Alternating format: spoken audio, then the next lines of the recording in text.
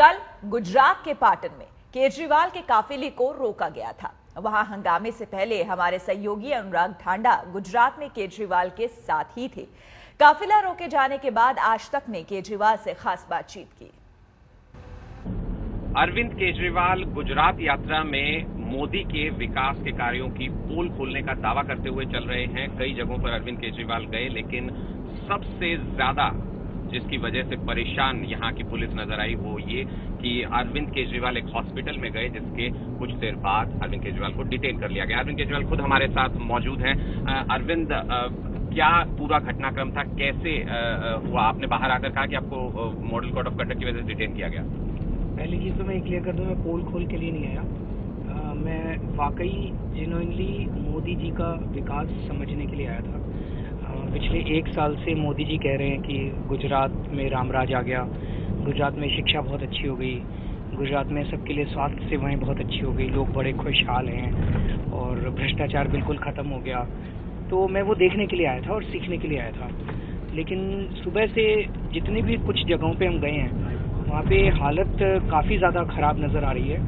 और जिस इंसिडेंट का आप जिक्र कर रहे हैं वो एक हॉस्पिटल था, रेफरल हॉस्पिटल था। रेफरल हॉस्पिटल का मतलब कि वो एक तरह से सेमी स्पेशलाइज्ड हॉस्पिटल था वो।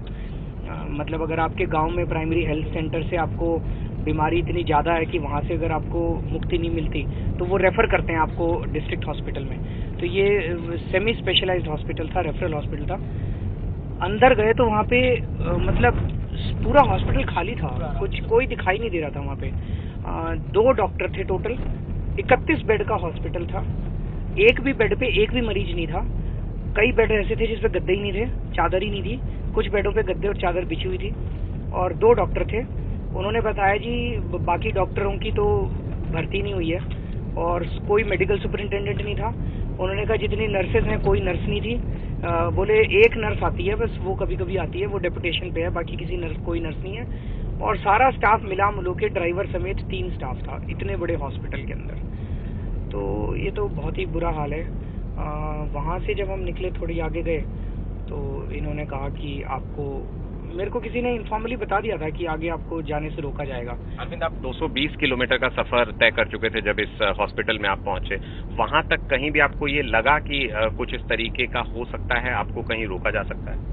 पता नहीं, अभी किसी का फोन आया था किसी पत्रकार का मेरे पास कि ऊपर से इंस्ट्रक्शंस आ चुके हैं और आगे जब आप अगले शहर में पहुंचोगे तो वहाँ पे डिप्टी एसपी आपकी वेट कर रहा है, आपको आगे नहीं जाने दिया जाएगा। मुझे लगा ऐसे कैसे कर सकते हैं, मतलब हमारा देश है, ये इमरजेंसी थोड़ी है हमारे देश के अंदर कि आप घूम नहीं सकते। मैं तो घूम ही रहा हूँ, मैंने तो किसी को कोई कानून नहीं तोड़ा। लेकिन मैं काफ़ी आश्चर्यचकित रह गया कि आगे जब हम पहुँचे अगले शहर में तो वहाँ पे हम लोगों को डिटेन कर लिया गया। और वो पुलिस ने किस कारण से डिटेन किया वो भी बदलती रही। पहले बोले जी आप मॉडल कोड ऑफ कंडक्ट तोड़ रहे हो। मैंने कहा कैसे तोड़ रहे हैं? उन्होंने कहा कि आप ये 10-15 गाड़ियाँ लेके चल रहे हो। मैंने कहा कि मॉडल कोड ऑफ कंडक्ट में बिना परमिशन के, मैंने कहा मॉडल कोड ऑफ कंडक्ट में अगर आप पार्टी की गाड़ियां, कोई स्टिकर लगाओ आपकी गाड़ी के ऊपर, तब आप उसको रोक सकते हो। हमारी एक भी गाड़ी पे स्टिकर नहीं है, एक भी गाड़ी में प्रचार मटेरियल नहीं है। हम इलेक्शन कैंपेनिंग के लिए नहीं आए, हम इलेक्शन कैंपेनिंग नहीं कर रहे। तो मैंने कहा आप मॉडल कोड ऑफ कंडक्ट लेके आओ। वो अंदर से लेके आया, उसमें तो कहीं लिखा नहीं था। तो फिर अब उसको बहाना बनाना था। कहते नहीं आप ट्रैफिक वायलेट कर रहे थे। पहले बोला कि model code of conduct violate कर रहे थे। मैंने कहा ये तो है नहीं, गलत है। मैंने कहा आप सारी हमारी 20 गाड़ियां देख लो। और मैंने कहा ये सारे मीडिया वाले चल रहे हैं, मैंने तो बुलाया नहीं इनको आप रोक लो।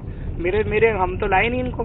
अरविंद, जिस तरफ आप इशारा कर रहे हैं, क्या आप कह रहे हैं कि ये प्री प्लान था आपको इस तरीके से डिटेन करना? लगता तो ऐसे ही है, सर्कमस्टेंसेस तो यही दिखाते हैं। देखिए पिछले 1 साल से 1.5 साल से मोदी जी पूरे दुनिया को कह रहे हैं कि गुजरात विकसित हो गया, गुजरात विकसित हो गया। एक गांव में गए हम, प्राइमरी हेल्थ सेंटर 2003 में बना था वो। लोग बता रहे हैं 2003 से आज तक कभी ऑपरेशनल नहीं हुआ। खंडहर है, आप उसकी फोटो दिखाइएगा अपने चैनल पे। खंडहर है, उसमें कूड़ा ही कूड़ा पड़ा है, उसकी दीवारें टूटी पड़ी हैं, छत है नहीं उसकी। ये प्राइमरी हेल्थ सेंटर है, ये विकास हुआ है? मैं तो देख के दंग रह गया। मतलब इतना बुरा हाल तो मुझे बिहार के गाँवों में भी नहीं दिखाई दिया जितना बुरा हाल मुझे यहाँ गुजरात के गाँवों के अंदर दिखा। उस गाँव में कोई सड़क नहीं है, उस गाँव के अंदर लोग बताते पानी नहीं आता। तो इतना बुरा हाल मैंने, मतलब जो दूसरे राज्यों में है वही हाल यहाँ पे है। अरविंद, जगह जगह आपको पूरे रास्ते में हम देख रहे थे कि काले झंडे भी जगह जगह पर दिखाए जा रहे थे और आपके समर्थक भी जगह जगह पर आपको मिल रहे थे। देखिए, दो चीजें, वो तो हमारे समर्थक नहीं थे, मैं ये क्लियर कर दूं। यहाँ पे पूरी इस यात्रा के अंदर हमने सबको बोला हुआ है कि कोई वॉलंटियर इसमें, बिकॉज ये वाकई हम जनता से पूछना चाह रहे हैं, तो कोई वॉलंटियर्स ने कोई भी ऑर्गेनाइज नहीं किया प्रोग्राम। जो भी वॉलंटियर प्रोग्राम होगा वो 8 तारीख को रैली करेंगे हम, वो ऑर्गेनाइज प्रोग्राम है। जितने लोग मिल रहे हैं, ये मैसेज आ रहा है अब टीवी के जरिए कि हम लोग निकले हुए हैं और हम लोग इधर से आ रहे हैं, तो जनता सड़क पे मिल रही है। और काले झंडे दिखाने वाले तो आपको पता ही है कौन है, मोदी जी के भेजे हुए लोग हैं। वो काले झंडे तो दिखाएंगे, दो या 3 जगह 4-4, 5-5 आदमी खड़े थे जो काले झंडे दिखा रहे थे, वो दिखाएंगे। देखिए, सच होता है, सच झूठ नहीं होता। सच को ज्यादा दिन छुपाया नहीं जा सकता, सच निकल के आता है। तो वो मोदी जी जो बार बार कह रहे थे, कहते हैं, मतलब मैं तो दंग रह गया हूँ। मैं सारी इनके वो लिस्ट लेके आया था, मोदी जी जो कहते थे कि भाई मैंने ये विकास किया। एक वो कहते हैं भ्रष्टाचार खत्म हो गया, भ्रष्टाचार खत्म हो गया। यहाँ लोग कह रहे हैं कि एक भी काम नहीं होता। नौकरियों के तलाटी के लिए 10-10 लाख रुपए लगते हैं। एक लड़का मिला, बोला जी मैंने असिस्टेंट सब रजिस्ट्रार के लिए अप्लाई किया था, 30 लाख रुपए मांग रहे थे मेरे से। एक और बंदा मिला जिसने बताया कि एक पोस्ट से दूसरी जगह ट्रांसफर होने के लिए एक डीएसपी को 2.25 करोड़ रुपए देने पड़े। नौकरियों में पैसे चल रहे हैं। फिर एफआईआर दर्ज कराने जाओ पुलिस में तो बता रहे हैं 500 रुपए देने पड़ते हैं। यहाँ पे खुलेआम दारू बिक रही है, गुजरात प्रोहिबिटेड स्टेट है, खुलेआम दारू बिकती है और पुलिस पैसा लेती है सीधे सीधे। हर चीज में पैसा चल रहा है और कहते हैं भ्रष्टाचार दूर हो गया। कहाँ से भ्रष्टाचार दूर हो गया? फिर मोदी जी कहते हैं हमने लाखों चेक डैम बनाए। अभी तक तो मैं कई गांवों से गुजर चुका, सब जगह मैंने लोगों से पूछा चेक डैम है आपके यहाँ, चेक डैम है आपके यहाँ। वो अगर मान लो लाखों कहते हैं, वो तो 1 लाख भी बनाए मान लो, वो कहीं तो दिखाई देंगे। किसी गांव में तो चेक डैम दिखाई देंगे, कहीं नहीं है चेक डैम। कहते 24 घंटे बिजली आती है।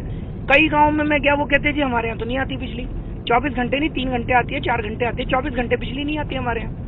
अरविंद, मोदी चाय पर चर्चा करवा रहे हैं पूरे देश में, अपने बीजेपी के वर्कर्स चाय पर चर्चा कर रहे हैं और माहौल तैयार कर रहे हैं। आपने भी यहाँ पर, हमने देखा कि आपने चाय पर चर्चा की, चाय पीते हुए लोगों से बात की, तो वो ये क्या राज है, क्या पॉलिटिकल मैसेज कोई है चाय पर चर्चा? क्या नहीं, वो कोई राजवाज नहीं है। आप तो खुद ही चल रहे हो हमारे साथ, सुबह से चल रहे हैं। मैंने एक कप चाय भी नहीं पी थी। तो मैं जब नीचे उतरा और ढाबे पे गया तो वहाँ पे खूब सारी जनता इकट्ठी हो गई। तो वहीं उन्होंने कुर्सी लगा दी, बोले जी खड़े हो जाओ इसके ऊपर और 2 शब्द कहो। तो मैंने कहा ठीक है, जब तक चाय बन के आती है तो मैं बना देता हूँ। वो चाय बन के आ गई, चाय पीते पीते मैं उनसे बात कर रहा था और कोई इसमें नहीं है। एक चीज मैं बता दूं, ये सारा जो दिखावा चल रहा है ना, चाय पे चर्चा, ओपिनियन पोल, 230 सीट, 240 सीट, ये इंडिया शाइनिंग से सीखे नहीं है बीजेपी वाले। इंडिया शाइनिंग में भी यही सब करा था इन्होंने। सारी ओपिनियन पोल एजेंसीज को खरीद लिया था, टीवी चैनल वालों को इन्फ्लुएंस कर दिया था। ऐसे वोट नहीं मिलते। वोट जनता इस देश की बेवकूफ नहीं है, इस देश की जनता को ये बेवकूफ समझे बैठे हैं। अरविंद, आपको लगता है कि गुजरात में कहीं आपकी पार्टी जमीन तैयार कर पाएगी? कोई सपोर्ट नजर आ रहा है? पार्टी इम्पोर्टेंट नहीं है, पार्टी के बारे में मैं कभी सोचता ही नहीं हूँ। मेरे लिए देश इम्पोर्टेंट है और वो मेरे को ये नजर आ रहा है कि जो गुस्सा मुझे दिखाई दे, देखिए मैं बार बार कहता हूँ, आम आदमी पार्टी को जो 28 सीट मिली ना, ये आम आदमी पार्टी की वजह से नहीं मिली। ये वो लोगों के गुस्से का इजहार था। लोगों के अंदर इतना गुस्सा है, वो लोगों का गुस्सा जितना बड़ा है उतनी ज्यादा सीट है।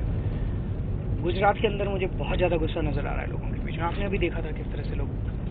अरविंद, पिछले कुछ दिनों में जिस तरीके का आपका पूरा जो पॉलिटिकल मूव है वो जिस तरीके से नजर आ रहा है, उसमें साफ नजर ये आता है कि आप कहीं ना कहीं मोदी पर निशाना लगातार साध रहे हैं। तो क्या ये माना जाए कि जब अब लोकसभा चुनाव अनाउंस हो गए हैं तो आप मोदी के खिलाफ कैंडिडेचर भी अनाउंस करेंगे, सीधी टक्कर दे सकते हैं? कुछ इस तरीके का ख्याल दिमाग में है? नहीं, आपके दिमाग में है, मेरे दिमाग में नहीं है। मैं यूपीए के खिलाफ करता हूँ तो कहते हैं मोदी को क्यों नहीं टारगेट करे, मोदी को टारगेट करता हूँ तो कहते हैं यूपी के।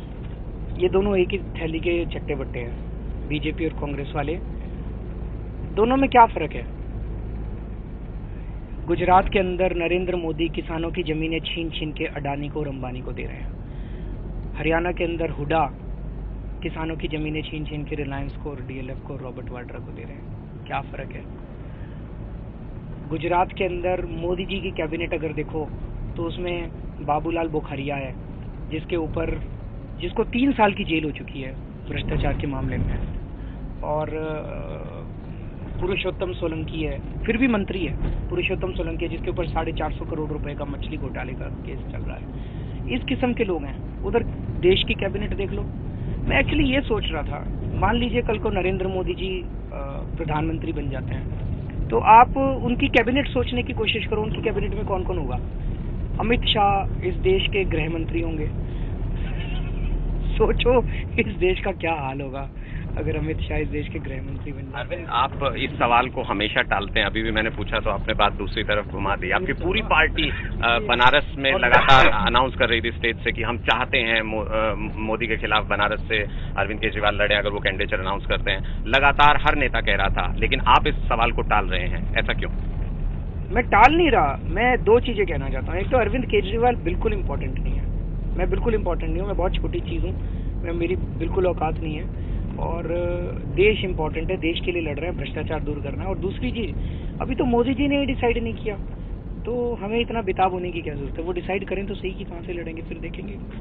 चलिए, अरविंद केजरीवाल फिलहाल इस सवाल को टाल जरूर रहे हैं, लेकिन एक इशारा भी दे रहे हैं कि अभी नरेंद्र मोदी ने कैंडिडेचर अनाउंस नहीं किया लोकसभा चुनाव के लिए, और जब वो अनाउंस करेंगे कि कहां से चुनाव लड़ रहे हैं, उसके बाद अरविंद केजरीवाल अपने पत्ते खोलेंगे और अपनी स्ट्रेटेजी को क्लियर करेंगे। लेकिन इतना जरूर साफ है कि अब अरविंद केजरीवाल के निशाने पर लगातार नरेंद्र मोदी हैं और वो कहीं से भी अब पीछे हटने को तैयार नहीं है। बेशक किसी भी तरीके से या किसी भी सूरत में, चाहे गुजरात में ही घुस करके उनको मोदी का विरोध क्यों ना करना पड़े। कैमरामैन सुधीर के साथ अनुराग ढांडा, गुजरात आज तक।